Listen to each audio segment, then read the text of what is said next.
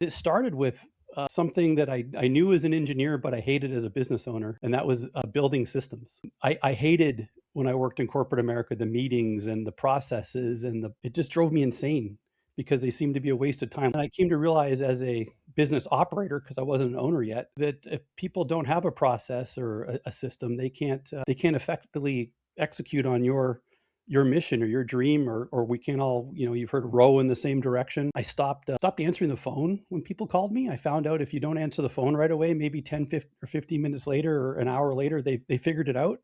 Oh, uh, so I guess I should say I empowered them to come up with their own solutions. And then I just started stress testing it. So I get enough things in place where I'm like, all right, now I'm an owner. I'm not an operator anymore. I'm not in here every day. I am an owner. And I'd go on another vacation and I figure out what broke. And then whatever broke, when I come back, I'd fix that, put a process in place. And it got to the point where it wasn't me putting the processes in place anymore. It wasn't my team. Stopped asking the question, which I think a lot of us ask is, or statements a lot of us make is, I can't find anyone to do things as good as I can, as well as I can, as fast as I can, etc. And I started asking two different questions, really. It's, how could I find someone to do it better than I can? Really changed my thinking when I actually applied it, didn't just say it. And I started changing my mindset around, if I could find someone that'll do it 80% as well, or can do 80% of it, how can I fill in that last 20% so I'm not doing the whole thing?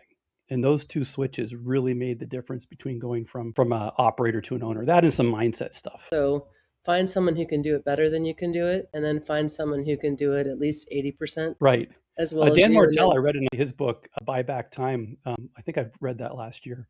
He says 80% done is 100% effing awesome. And I read that. I'm like, oh man, I've been doing that for years. That's brilliant, Dan. Good expression. that's awesome.